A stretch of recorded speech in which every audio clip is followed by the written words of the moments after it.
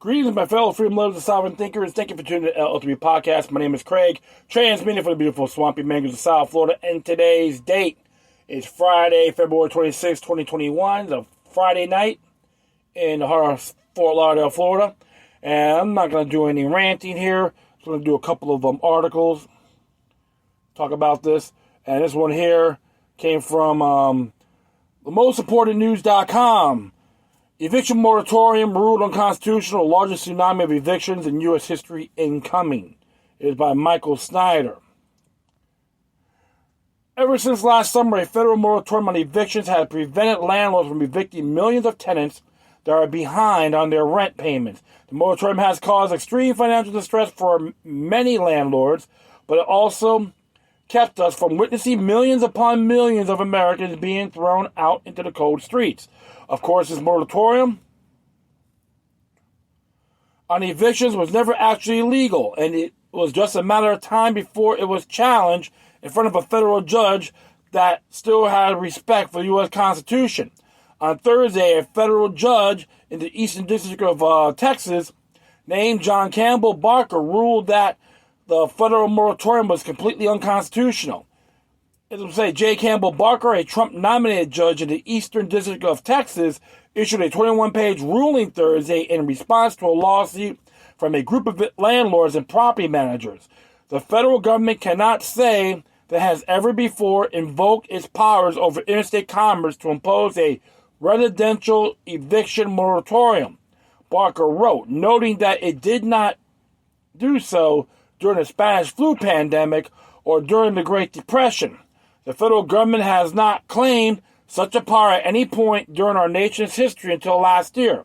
But Barker did not issue any sort of an injunction. And so the moratorium is still in effect for the moment. In his ruling, Barker expressed his belief that the defendants will respect the declaratory judgment and will willingly withdraw the moratorium on their own. The scope of the order is unclear, Barker wrote, that given defendants' representation to the court, it is anticipated that defendants will respect the declaratory judgment. Federal officials could attempt to drag their feet, but the current moratorium is set to expire on March 31st anyway. So whether it happens immediately or in a few weeks, the federal moratorium on evictions is ending. Of course, some states have their own moratoriums in place, and Barker noted that those are constitutional. It depends on the states, too, because you have to look at that. Who's going to be compensated? Eminent domain. So you have to look. So certain states, they have that, including Florida. So I'll continue on. So renters in those states still have at least some protection moving forward. But for most of the country, things are about to change in a major way. According to the recent study, a whooping 10 million U.S. households are currently behind on their rent payment. An analysis released last month in Moody's Analytics and the Urban Institute said that some 10 million renters are behind on paying rent and risk being evicted. Moreover, the typical delinquent renter is almost 4 months and $5,600 behind on monthly rent and utility payments as of January, according to the analysis. To put that into some perspective, approximately 7 million households lost their homes in foreclosure.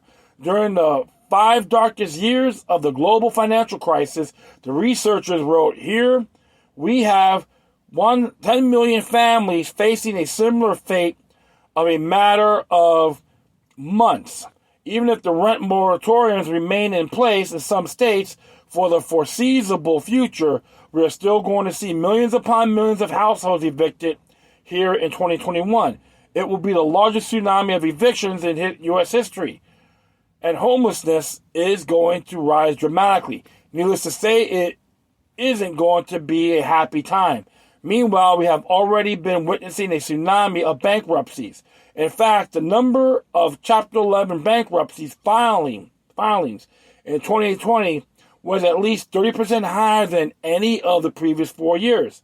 Bankruptcies filed by entertainment companies in 2020 nearly quadrupled, and filings nearly tripled for oil and gas companies, doubled for computer and software companies, and were up 50% for more for restaurant owners, real estate companies, and retailers compared with 2019 data from the research firm show. There were 5,236 Chapter 11 filings in 2019, but 6,917 last year, a tally at least 30% higher than any of the previous 4 years. This isn't what an economic recovery looks like. Sadly, the truth of the matter is that the U.S. economy is in the process of melting down all around us, and a whole lot more pain is ahead. Up until just recently, the stock market had been one of the very few bright spots, but now chaos has returned to Wall Street. On Friday, the Dow was down under 469 points. The Dow Jones Industrial Average swung wildly Friday to a close near recession for a low as Wall Street struggled to shake off fears of rapidly rising rates. The blue chip benchmark ended the volatile session 469.64 points, or 1.5%, to 30,932.37. So, after trading in the green earlier, the SP 500 fell to 0.5% to 3,811.15 as energy and financial stocks pulled back. So it's mostly like old shares here. Pull back. The NASDAQ composite ended the day 0.6% higher at the 13,130.34 shares, as big tech names responded about a large sell-off in the previous session amid surging bond yields. Facebook, Microsoft, and Amazon each rose more than 1%. The tech-heavy benchmark derated in Friday's session, where it jumped 1.9% as high as it fell much as 0.7%. As I discussed yesterday, I do believe that a massive stock market crash is imminent, but the early warning signs that we are witnessing now should definitely not be ignored. Many are expecting economic conditions in the U.S. to improve as the COVID pandemic fades, but it is inevitable that many more trigger events will hit us in 2021 and beyond. Considering how vulnerable we are right now, it certainly isn't going to take much to send us into the death spiral for which we will never recover. Unfortunately, it is always those at the very bottom of the economic food chain that get hit the hardest when challenging times arrive. I feel very badly for the landlords that haven't been able to collect rent for months and months, but I also feel very bad for millions of Americans that will soon be thrown out in the streets. The economic pain and suffering that we will soon see will be both off the charts, and that those are expecting Joe Biden and his minions to save them will be bitterly disappointed. And I have to agree with him on that. And don't get me wrong, like there's a lot of tenants out there are hurting. There's others that are taking advantage of it too. So you gotta be based on some footage and what landlords talk about in that Reason.com video presentation I've seen a couple of days ago. So it is very disturbing one way or the other. And you got these moratorium shutdowns. How the landlords are going to be compensated for this? Eminent domain, right? If the state does it, you're going to pay them. You're going to give them reimbursements. Those are legitimate questions, folks, and that has to be challenged on the state level. Because eminent domain, like a good example, Florida, Article 10, Section 6 is self-explanatory. How other states may differ. You should all look these up, especially all these landlords around the country. Look up your state constitutions on eminent domain. It is a shame, okay, one way or the other. A lot of people got shafted. And I know folks out there that have families too, going to be hit the hardest. This is why I always tell people, try to keep everything simple and basic as possible. Even if you got children, if you got family, it's just a lot bigger than what the petty and material things people need. You don't need that. To me, it's all garbage anyway. I've been pretty blessed because I took advantage of my opportunities and fulfilled them. And not here to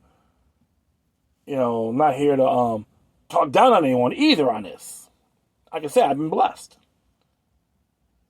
And all folks out there might have to do other ways.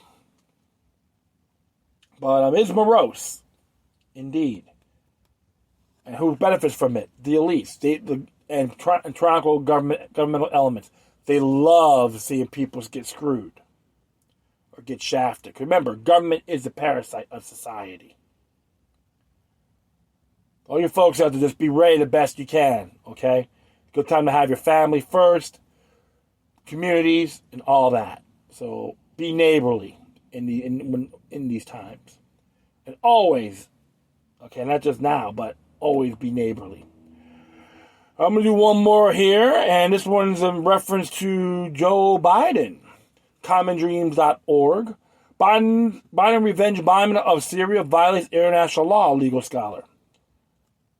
So the use of military force on the territory of foreign sovereign state is lawful only in response to an armed attack on a defending state for which the target state is responsible. Here's what Kenny Stansel has to say about that. A Notre Dame law school professor is among the legal experts who condemned the U.S. President Joe Biden's bombing of Syria Thursday as clear violation of international law. The United Nations Charter makes absolutely clear that the use of military force on the territory of foreign sovereign state is lawful only in response to an armed attack on the defending state for which target the state is responsible. Mary Ellen O'Connell, a research professor of international dispute resolution at the school's Kroc Institute for International Peace Studies, told the Associated Press. None of those elements is met in the Syria strike. And like it has this quote here: violates international law. To recover better requires respect for the rule of law, starting with the prohibition on the use of force. Biden on Thursday ordered airstrikes on facilities in Syria purportedly used by Iranian-backed militia groups as an act of military aggression that killed 22 people after hitting 3 trucks loaded with munitions near the border town of Abu Kamal. The Guardian reported Friday, Pentagon officials said the airstrikes were in retaliation for recent rocket attacks on base in Iraq housing U.S. troops.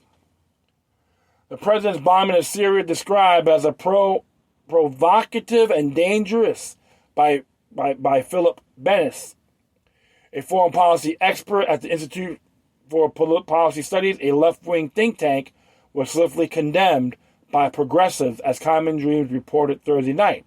It's just a disgrace that President Biden managed just 35 days before bombing the Middle East. Lindsey German, to stop the war coalition, said in a statement released Friday he becomes the latest in a long line of U.S. presidents to treat the Middle East as a bombing ground.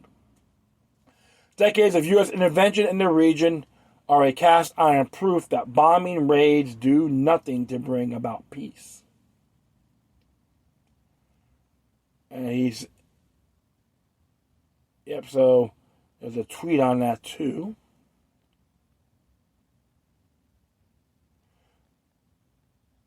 Raul Kahana says here, we cannot stand up for congressional authorization before military strikes only when there is a Republican president.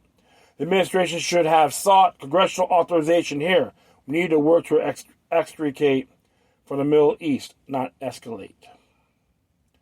Following Biden's authorization of the airstrikes, a 2017 tweet resurfaced in which a non-White House press secretary Jen Psaki, redhead, questioned the legality of bombing Syria. What is the legal authority for strikes? Psaki asked 4 years ago during the presidency of Donald Trump. Assad is a brutal dictator, but Syria is a sovereign country. Representative Ilhan Omar on Thursday called it a great question. Well, I call it infidel Ilhan. Also citing Psaki's past comment, journalist Glenn Greenwald recommended that someone in the White House press corps ask the press secretary to directly account for her 2017 remarks on the context of the Thursday's bombing. Someone should ask Psaki her own question about Biden's Syria bombing at Friday's briefing, said Greenwald, noting that while the context of her tweet was Trump's bombing of Syrian forces, the question still applies. He's right. the whole thing is, folks, you want to have stronger foreign policies, not using force. All this imperialism is hurting everybody. Doesn't matter what side of the paradigm it is.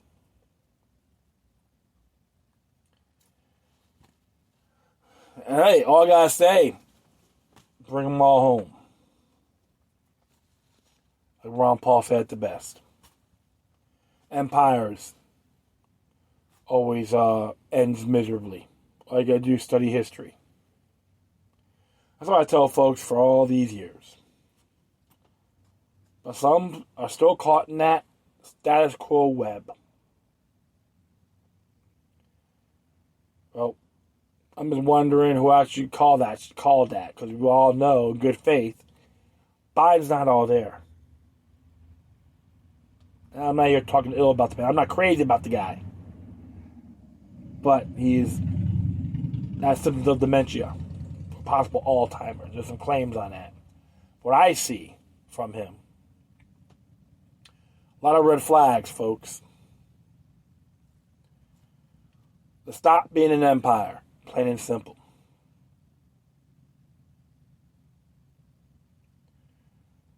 We could do trades and all that, I'll be fine.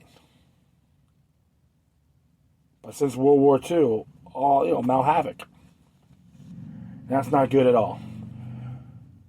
All right, well, that'll be it. I thank everyone for listening. Plus, feel free to download and share throughout your social media networks. If you have any questions, comments, if you say something that's interesting you want to check out, whatever you do, please send your correspondence with decorum. Furthermore, I'll leave the footnotes of these articles on my speaker page. If you want to contact me, you can hit me at LookYourLuck03 at protonmail.com. Or if you want to donate, you can hit me at paypal.me or cash.app/LookYourLuck3. If you're going to send your donations to Michael Snyder from the most important news.com or commondreams.org, that'll be greatly appreciated. And don't get me wrong, we all like sometimes these some sites, they have different political views than I do, but they have the right to be heard. So yes, I am pro free speech and pro free press, pro First Amendment, pro Bill of Rights, all the way with no exceptions.